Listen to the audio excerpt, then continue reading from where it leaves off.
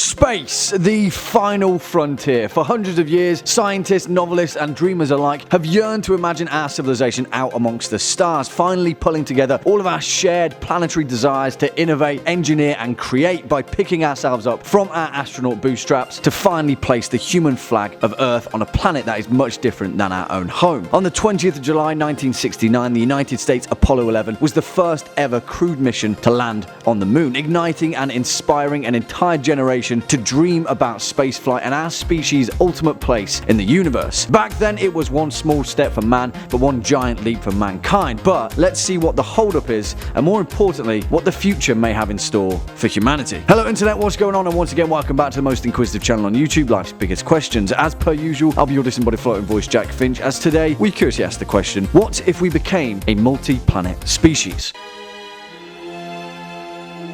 My God. They're really from another world. And they're going to want to meet the man that flew that warp ship. For the curious amongst you, that clip was from the species-defining moment of Star Trek First Contact, when the Earthling Zefram Cochrane finally mastered the first warp flight, thus leading to first contact with the Vulcans and beckoning in a brand new age for humanity where the stars were literally the limit. And it leads us to an important point really, because whilst many of us dream about contacting an alien civilization, if the scientific complexities of warp flight are anything to go by, we're already much closer to colonizing several of our nearby planets than we are to creating a spacecraft capable of warp speed. Although that's not to say that human innovation can be held back, because maybe somewhere out there there's a mad scientist and his grandson already hurtling through the cosmos, causing all kinds of shenanigans. But for this video, we'll try and keep things as grounded as possible. Firstly, we have to take a look at the technological innovations that are currently paving the way toward our civilization finding a new home out in the solar system. In recent times, alongside NASA, Elon Musk's SpaceX, as well as Blue Origin from Amazon CEO Jeff Bezos and Richard Branson's Virgin Galactic, it's apparent that space travel has quickly become an incredibly lucrative market. And thankfully for us, with massively funded economic interest, private or otherwise, revenue generates progress. And the stark fact of the matter remains, it will most likely be these billionaires to pioneer our civilization's path to the stars. The most exciting of these undoubtedly is Elon Musk's SpaceX, whose current aim is to conduct the first manned mission to Mars by 2024, and whose timeline is perhaps the most innovative out of all of them. This year, SpaceX intends to conduct a series of 10 space-hopping launches that plan to lead the way to the most likeliest planet to become our second home, Mars. And from there, after establishing a colony by 2025, Musk plans to use this base as a means to further explore our solar system by employing the innovation of his refuelable rockets to theoretically hop from planet to planet, replenishing itself with each subsequent journey. I mean, that already sounds pretty awesome to me. However, there may be some competition in that regard, and it becomes an incredibly interesting hypothetical look at how the multi-planet politics of our species will ultimately play out. After all, who would hold ultimate dominion over Mars? Would it be the colonists themselves, another country entirely, or would they be under the banner of a global humanitarian effort, a coalition of government that democratically decides the comings and goings of our new home? Alongside Musk, entire governments are looking to establish themselves on Mars. In fact, in 2017, the UAE unveiled plans for a city of over 600,000 people to be operational on the Red Planet by 2117. And whilst that may sound incredibly ambitious, the timeline of the colonization of Mars is rapidly coming closer and closer to reality. And as an intriguing side note, it would only take a handful of permanent human settlers for our civilization to even be considered a multi-planet species. So that's exciting, isn't it? Send a handful of settlers up there and we've already unlocked the first achievement.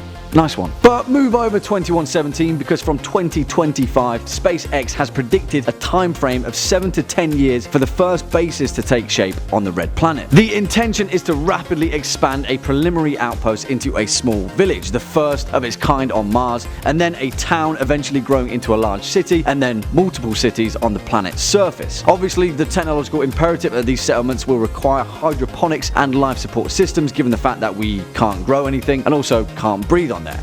Yet.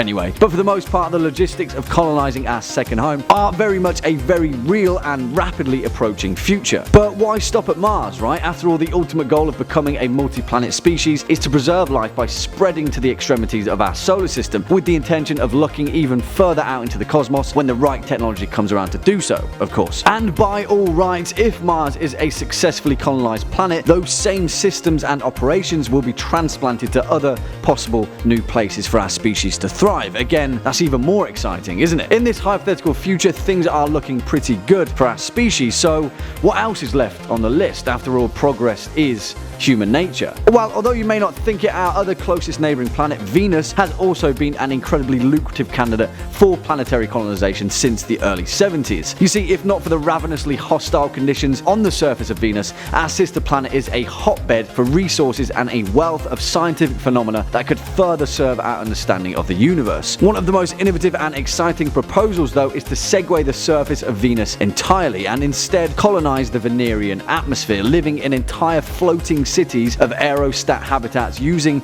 the atmosphere's bizarre gaseous properties to permanently suspend the cities in flight. Once that's set up, the Venerian settlers could utilize hardened, unmanned drones and probes to harvest the planet's resources and conduct their scientific analysis of Venus. Again, that sounds awesome, right? The thing is, we can easily picture our civilization beginning the first small steps into our solar system, with Mars being the most likely candidate and then Venus, because we already have these systems in place. And perhaps now in 2019, the imperative for our species to expand out into the cosmos has never been more apparent. Climate change, rapidly growing population, grossly disproportionate distributions of wealth, a need to reevaluate the way that our society uses finite resources. All of these things are quickly becoming reason enough for our civilization to seek answers out in the further reaches of the solar system. And perhaps with great crisis will come an even greater triumph. And within our lifetime, the human race will finally be able to consider itself a multi-planet species by taking an even greater giant leap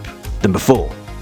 Well, there we have it, our long and short answer to the question, what if we became a multi-planet species? We can, and we will. We've just got to get the ball rolling a little bit. Well, what did you guys think? Do you agree, disagree, or have any more interesting insights of your own to add? Then please be a dear and let us know your thoughts down in the comment section below. Before we depart from today's video, let's first take a quick look at some of your more creative comments from over the past few days. First up, Steve's replay button says, I wasn't bothered to watch the full 8 minutes, so I just watched the whole video in 2 times speed. What an interesting experience. Well, that's the spirit, Steve's replay buttons. That's the kind of thinking that Elon Musk must have for Mars. So, in that case, great job. Well, on that note, that's all we've got time for in today's video. Cheers, stick around all the way until the end. If you were a fan of this video, or just life's biggest questions in general, then please be a dear and hit that thumbs up button, as well as that subscribe bell, and I'll be seeing you in the next one. As per usual, I've been your disembodied floating voice, Jack Finch. You've been watching Life's Biggest Questions, and until next time, you take it easy.